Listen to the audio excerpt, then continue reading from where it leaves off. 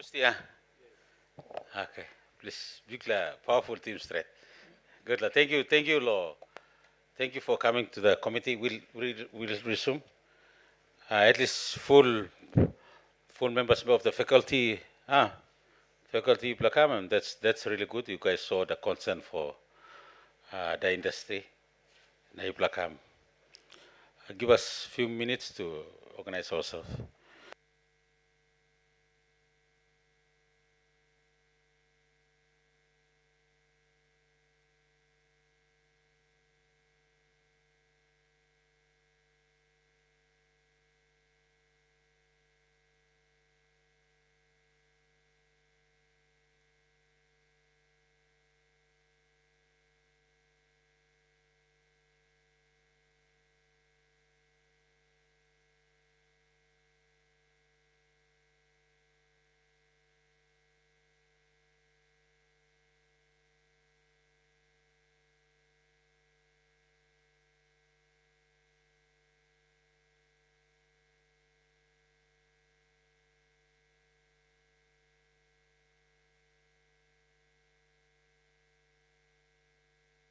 Okay, good. Welcome to the committee, and you guys are the last lot. Our apologies. We took the lunch hour, so we have to take the break and black and white. Thank you, Lokam. I think it's good from your end. I'm the chairman of the committee. I'm member for Waware. My name is Mas Narve. He's a committee member. He used to be a father. Now I'm come up politician. You still maintaining your name as a father? Yes, I can say. Okay. I'm still maintaining a father, but this Simon Dumarino is the member for Central Bougainville. We have other couple of members, but they went out, got other electoral duties. Some are traveling, kind of stuff. So only two of us, because it's a continuing inquiry. There is no resolution the committee will make. We will just hear from you guys. So that's all right. That's fine. Legally fine. So we want to. You guys can make some introduction, and maybe one of you can give a. You guys preparing any written statement or verbal statement you want to make before we begin the inquiry? You can after the giving the introduction. You guys can one or two. Like an opening statement. We can begin. But introduction will be good. Thank you. You have to press this button. Okay, good afternoon. Good afternoon. Thank you, Chairman and Member. My name is Cecilia Nembo.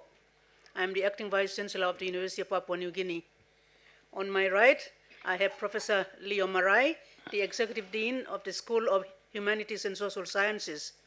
On his right is his Deputy Dean for Academic Affairs, Ms. Dora Cayus. And further on is Emily Matasororo, the head of strand for the strand of journalism and public relations. On my left are two lecturers in journalism. Immediately is Mr. Benson Sims, and further on is Ms. Jocelyn Mark. Yeah, that's my team. And to get us going, I'm going to ask the Executive Dean to actually give some introduction about his school and the strand of journalism and public relations, which is of your interest this afternoon. Yes. Thank you, Chairman. Thank you. Yeah. Thank you, committee members, Chair, Father Simon Namarino. Thank you for inviting us. Thank you, VC. Now, let me just give a brief before we go into details with your questions. Now, the School of Humanities and Social Sciences housed about 13 programs in humanities and social sciences, 13 degree programs. And one of them is journalism and public relation. Now, journalism and public relation has about 16 subjects for the full 4 years that the student undertakes. 14 of those subjects are theory and written sort of subjects related to journalism and public relation, and the two are practically oriented or placement type. And then they have also a professional studies which accompanies the degree program, as well as an honors program, which consists of 1 year full-time. Now, on the ground, we have about 5 staff currently teaching a ratio to about 30 to 100 students per courses. Those majoring in the field of journalism and public relations usually average around a total of 30 per year, and it goes on until the final year. But the program is a kind of program where it's not synced in the journalism and public relations, but it also connects to other disciplines which the students must choose their minor complement their major degree in journalism and public relation. Now, it is important to note that they are not only doing journalism and public relations, but they are doing other subjects in humanities and social sciences. Now, if you look at the staff ratio compared to the students, journalism has increased over the years in terms of the popularity of the program. And we have taken a lot of students into the program over the years, and it has increased. It used to be a very small discipline or a strand or division, but it has exploded because of the increased needs of our students coming from senior high schools. So we are currently having students' interest in the program, and we are maintaining the process and the integrity of the program as per the university process. All our courses and programs goes through a vigorous process of vetting, and then this establishes a program over the years, and then we review. Currently, we are undertaking a major review of all the programs, not only journalism, but also within other division in the school, to adapt to the changes and modern technology, etc.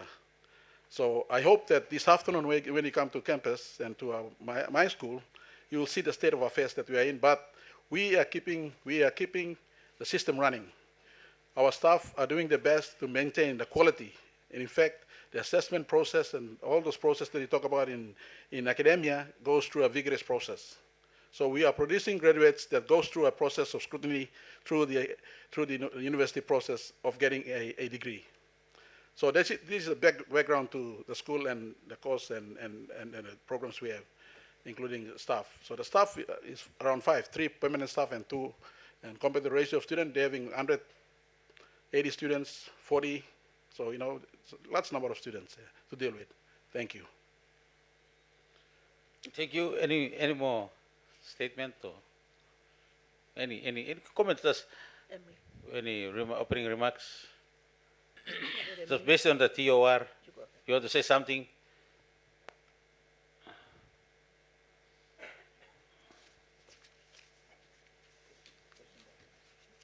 Yeah, pressing button.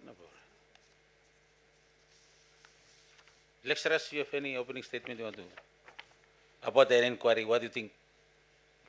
It's not something to blame anyone. It's just a communication between us to collect, know what is happening, and basically we will have to do a recommendation to the Parliament at the end of that. So if there's any need, report, suggestions, all this, the inquiry is for that purpose, to collect, and if there's an issue, we fix it. If there's a recommendation, we escalate it, and all these things. It's not to go and report to report to anyone, or it's just a way of collecting information. You provide, we call you guys as witnesses, so you provide evidence of your area. So when we collect the evidence, then we make a report, and then if there's common evidence, then we group them together and make a recommendation to the Parliament, maybe to change policy, to increase funding, to whatever that needs to be done when we do when we make our recommendations. So you can, if you want to say something, and then we can go to the questions. Thank you, Chairman. I am Dr. Quirayus. I'm the Deputy Dean, like the VC has introduced. I look after academic affairs, academic and student affairs. So that means the course review and all the courses, they come, I look after that, and I coordinate with the academic staff on how courses are offered, anything, issues that come up, I deal with them. Okay, my dean, Professor Marai, has talked about the overall program. We have Bachelor of Arts, Journalism and Public Relations. And like what we have in other programs within the school and the university as a whole, we have our description, of course. We train our students to come out and be competent journalists or news reporters, they do what they must do as a public relations officer or a news reporter, journalist. We have a graduate profile or attributes for the graduates. In that, we mean by the time they leave the program, when they graduate, they should have certain attributes. We have 5 of them at the moment. We are in the review process, and we will add on some more when we see where we should improve in. 5 of them, so the first one is acquire knowledge and intellectual breadth in the discipline. For this attribute, students must acquire general knowledge in all aspects of reporting, especially in theories, practice, and ethical considerations and empathy. So it is taught at the university, so they must be academically qualified.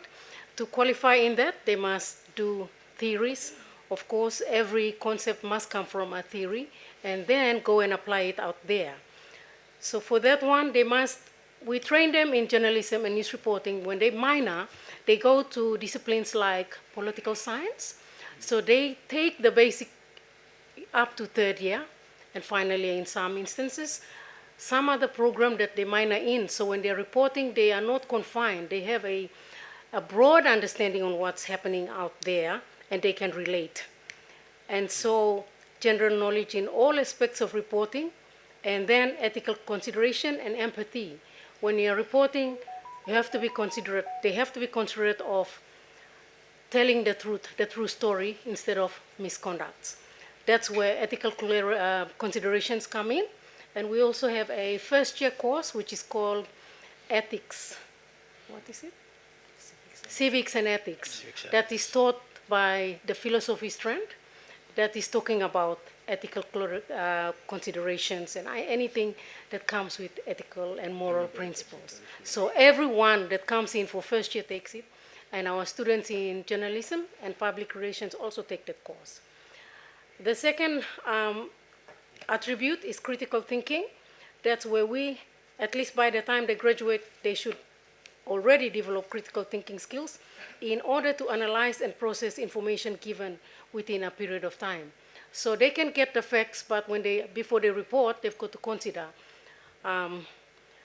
They've got to think critically to report critically. Otherwise, we won't report their writing. Okay, the third one is effective communication skills and teamwork. Like what Scott was saying earlier on before this session, he was talking about looking at things from a holistic perspective. We trained journalism students, but they must also be effective in their skills and teamwork. Teamwork is something that's very, very important. In a reporting scene, you don't go alone. You go with your cameraman, whoever's going to help you edit and whatever else. So they must be competent. They should have the confidence in their verbal skills, communication skills, and be able to work with other people, and also have the skills for reporting and packaging news. So the graduates should network with colleagues, contacts, and audiences.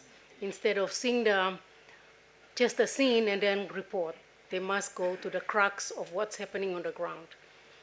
Okay, the fourth attribute is time management skills. Be prompt in meeting deadlines for reporting. There is always a timeline. You collect your report and you're given a timeline. So students are made to live up to that. When they are given a task, they must at least meet the timeline of whatever they're reporting on. The fifth one is competent in technology and industry-based software. It is for them to be able to be effective in packaging news for print, broadcast, or online. With latest applications coming up, software, we try our best. Despite the limited resources we have, we try our best to educate our students, and that's one of the attributes we think it's very, very important. And AI also coming on board is challenging, but we try our best to teach. Well, that's one of the attributes, to make sure that our students are prepared to go out there and report as per what they must report. Thank you. Thank you. At least you provide some detail into the school of gender. Yeah, am I right to say school? or trend? School of School of Humanities and Social Sciences, strand of Journalism and Public Relations. Okay, please, maybe Professor, you can explain the structure of the university. Okay, Chairman, So yeah, from thank you. Vice Chancellor down to lecturer. Thank you. The university is structured in a kind of corporate structure, but it has two sets of governance. At the very top is the University Council, which is equivalent to a board. In private enterprise, you have a board. At the universities, we have governing councils. So the council is the head. The chairman of the council is also called the chancellor of the university, and at the moment the chancellor and chairman of the university council is Mr. Robert Igara. And then there is a pro-chancellor who is the deputy chairman, is Mr. Goya Gillang. And then you have about 13 other members. No, from the Vice Chancellor. From the Vice Chancellor down, yeah, we have the top layer of the university is called the Senior Executive Management. They're made up of the Vice Chancellor, Registrar, and two Pro-Vice Chancellors, Pro-Vice Chancellor for Academic and Student Affairs, and Pro-Vice Chancellor for Planning and Development. And then the next layer is the middle management of senior administrators, but in the academic side, we have the executive deans. So, so the heads of schools are called executive deans. Okay, so you are Professor Vice Chancellor. Yeah, I'm Professor Vice Chancellor. So for academic. No, I am the overall head. Yeah, of the university. Yeah, I am the chief executive officer of the university. Ah, CEO of the university. Yeah, I am the CEO. The CEO of the university is called a Vice Chancellor. All right. So that's the position I sit in. Okay. Yeah, and then below me I have two Pro-Vice Chancellors who are like in vice, deputies, and then and a registrar. And then there's a chief finance officer, is called a bursar. Okay. The chief finance officer in a university is called a professor. And then the next layer down is the heads of schools. The heads of schools are called executive deans. Okay. And they are the ones who look after the academic branch of the university. And we have 5 schools. We have the School of Business and Public Policy, School of Humanities and Social Sciences, which is here in front of you, the School of Law, School of Medicine and Health Sciences over in Taurama, and the School of Natural and Physical Sciences.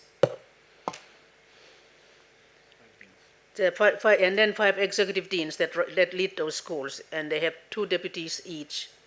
And then you have the academic staff below them. Yeah, the schools in medicine and science are called, their subdivisions are called disciplines. In the arts and humanities and business, they call strands. Okay. Okay. Yeah. So that's the difference. Yeah. So from the Vice Chancellor, you have the academic Pro-Vice Chancellor. Yeah, and Then you have the the executive planning dean. Vice Chancellor, Pro-Vice Chancellor. They're called Pro-Vice Chancellors. Pro-Vice Yeah, Chancellors.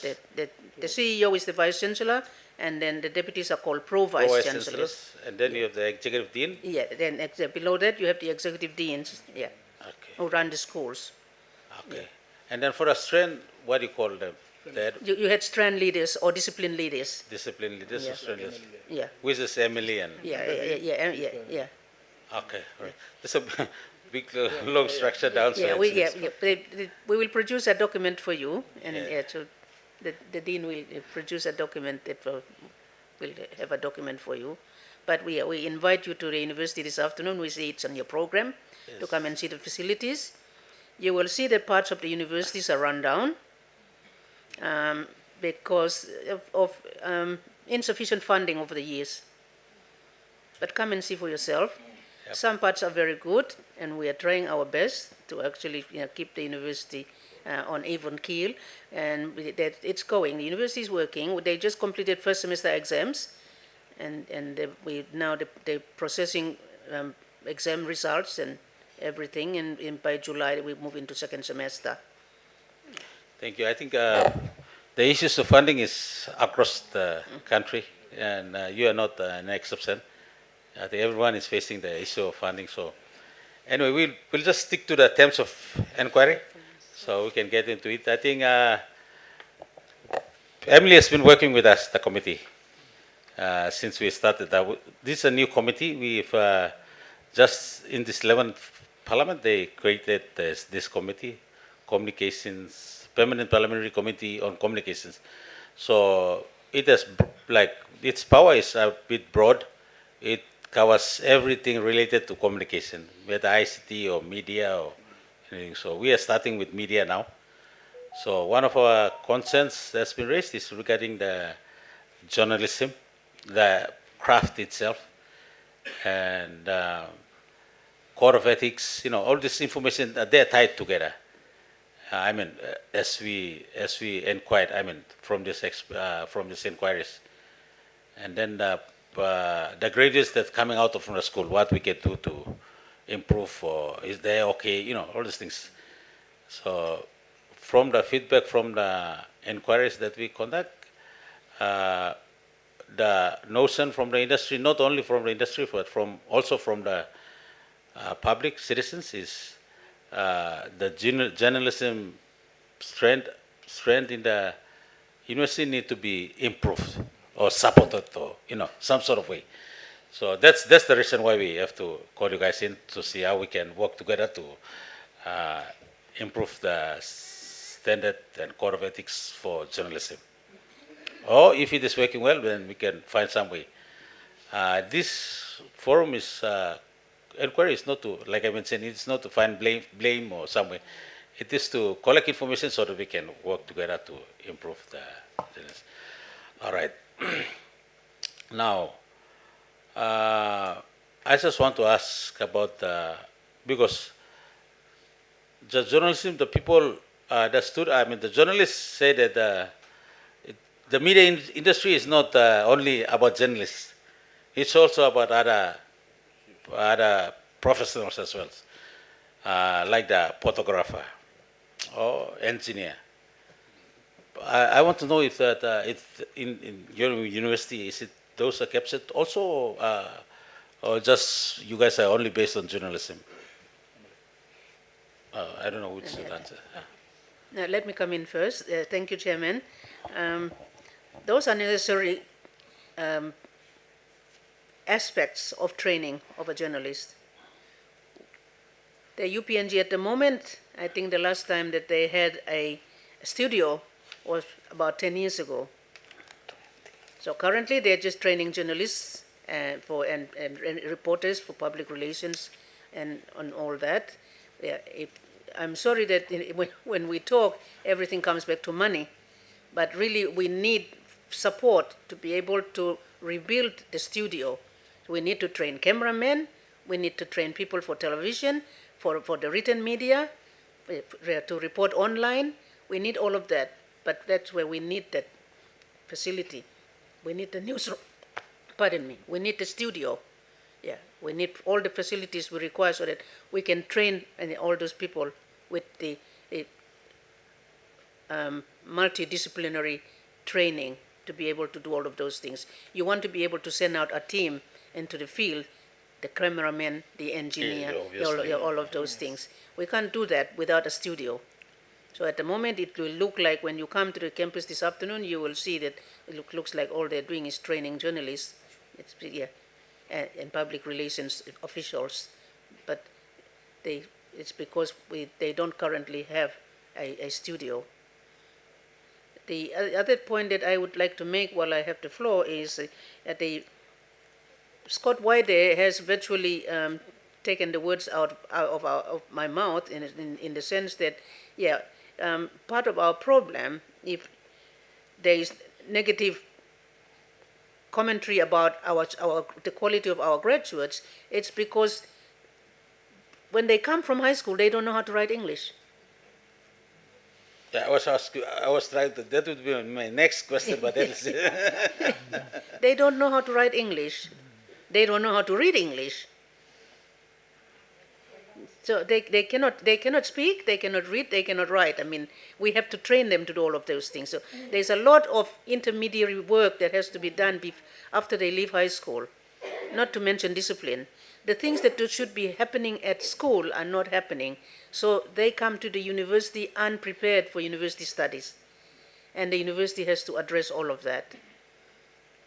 And one of the things that I find that is not appreciated by the employers and their media organizations that employ graduates is, yeah, sure, they expect them to be already, like, hit the ground running, but they have not had this opportunity, and 4 years is probably insufficient to teach them all the things that they have not learned in high school.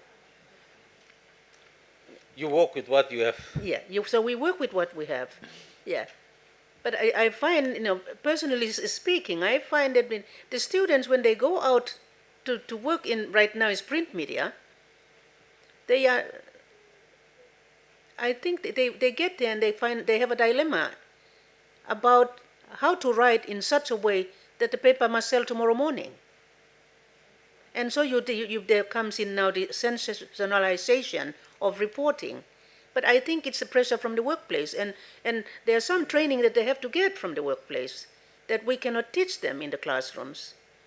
Yeah, so when the employers expect them to hit the ground running, like know everything, no. I have worked with graduates for quite a while, and I find that the first graduate needs a minimum of 2 years to be able to be familiar with the workplace, the ethics, the politics, everything about the workplace before they can actually do the work that they've been trained for.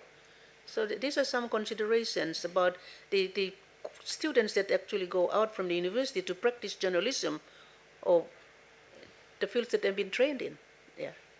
Thank you. I think it's up. Scott White came out and said, remember, if you're trying to fix journalism, you need to fix the broken education system first. So that's very obvious. But let's work with what we have. All right. I was trying to ask you this other question about how are you getting the grades from the schools that come in. But now that you are university now, you cannot push them back to the high school.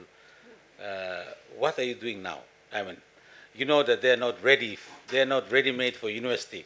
Are you doing anything? The university is doing anything to make them ready for university, or you just push them? Because actually, you're part of this country, and if one part of the country is not, one part of the function of education system is not doing well, you just not gonna. I hope you're not just leaving it. You have to find some way to fix it before correct it before it go. Are you doing anything in terms of correcting that one? I'm not like it will be additional work, but are you thinking of doing that, or are you doing it currently, at least to make them university ready? Thank you, Chairman. We have been doing that for the last 45 years. Wow. The education system, like Scott White said, the education system that I went through is not the same as today.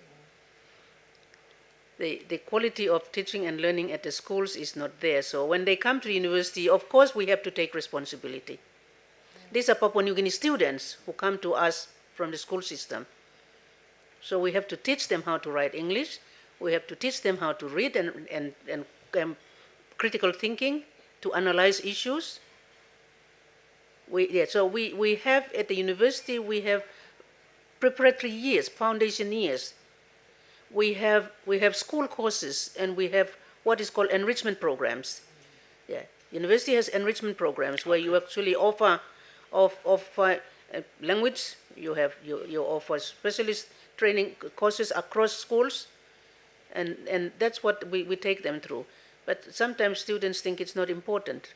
So we have to try and make them believe that this is important for them when they go out to the workplace. So there's a lot of preparations and remedial work that the universities have to do in order that they can actually complete their undergraduate studies. Thank you. I think this a very, apart from all the strengths you have, and a professional traits that you have in your university, I should mention the importance of journalism. Actually, we have that three arms of government: the legislative, the judiciary, the executive arm, and legislative arm. And in the free world, everyone consider media as the fourth arm of the government, the fourth estate, or fourth arm. So that's bring the importance of media up to a different level than the other discipline. I just learned that through the inquiry. I just learned that.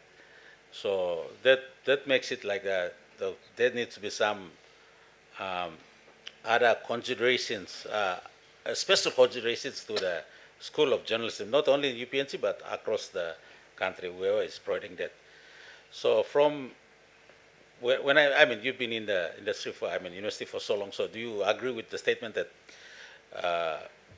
media is the fourth estate of the government, and it's actually the like fourth arm of the government? Your thoughts on this? Yeah. And maybe your lecturers should say some, Yeah. you know. Thank you, Chairman. That is certainly so. Communication is critical. All forms of communication is critical. Journalism is a way of reporting and facilitating communication. So effective communication is what we need to promote, and we need to train the students for that. We need to train our public servants. We need to train and all officials for effective communication. Yeah, that is very important. But first of all, they must understand English, because we are communicating in English. Yes, our country allows to speak two languages, and there's also a third one, Irimoto. But in the international arena, we have to communicate in English. And when we write stories for international consumption, we're not writing in Hirimoto, because the people who read Hirimoto are in Papua New Guinea. So in order for us to communicate effectively across the world, across borders, we need to be able to write English and write English properly.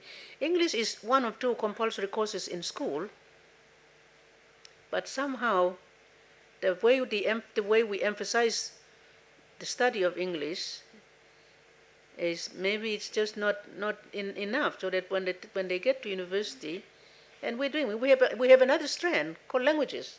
Yeah, we have a language strand which teaches English and other languages. Is it a mandatory subject for the journalism? Yes, it is. It is. And so so my colleagues can come in and maybe Emily and I want you guys to journalism lecturers. Yeah. Say your thoughts on the fourth estate. Yeah. What do you think about the fourth estate? Is it like in a democracy? In a democracy, fourth estate, in as far as the media influences decision making, influences communication across the world, certainly, I believe in that. I would subscribe to that. Yeah, that communication, you have to be able to communicate and communicate effectively. I'm emphasizing this because just communication, sometimes communication doesn't reach and achieve its objective to get points across. And here we are talking about information, misinformation and disinformation, sensationalism of information. That is critical. And in fact, the way media represents information at the moment, all forms of media, some of it is like social media is out of control. How far do we go into controlling social media? It will be very, very challenging. But we have to find different ways of controlling social media. We expect the university to help us in this. Yeah. But please, if anyone can share a different perspective on fourth estate. Yeah. Okay. So let me ask my team members to do that. Thank you, Chairman, and Father Simon. Okay. Yes, the fourth estate is very important. Because it actually holds people accountable for their actions. So therefore, it is, of course, important that we should equip institutions with the appropriate or the learning tools, equipment. And so we're coming back to funding again. And so to give the best learning experiences to our students. So, Chairman, You know, I'm going to tell you this. You're coming to the university to see nothing. Okay, so I hope you know that, and do something about it, because you have the resources, you have the political mandate to do that. So I think it's about time that everyone wakes up to ourselves. This problem is all of us our problem. It's not just the training institutions, it's the media, it's the leaders, it's everyone. So that is, sorry, I have to say that, but No, I mean, well, you asked for funding, and every strength in the university, do they need funding? Or just only journalism? There is a government grant that comes to the university, but No, I'm asking, do other strengths in the university need funding also? certainly. So certainly. why should journalism need more money? This is the opportunity for us to tell you about journalism. So why important is the journalism? I want you to, yeah, I'm just giving a hint to tell me why so special is journalism apart from all other strengths. Just told you that it's the fourth estate, and no one wants to, support the idea that you are the fourth estate. That's very important. Do you understand the importance of journalism and media as the fourth estate of any nation, any democratic nation? I don't think we have any dispute about that, Chairman. Yeah, that's why we're not saying very much, because what is there to say? It's given. It's a given. Yeah, media is very important. Journalism is very important. Yeah. What is there to add if you cannot see the importance of journalism and journalism training and all the associated skills and professional skills that go with it? Then, yeah.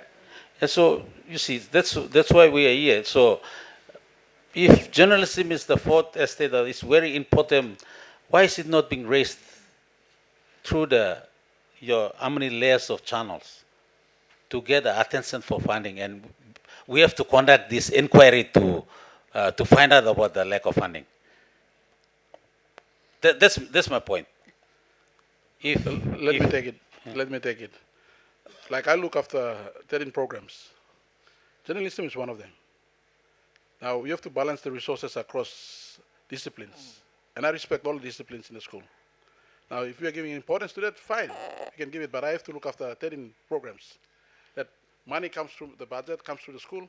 I have to distribute based on the number of students, lecturers, and so on, based on some ratios.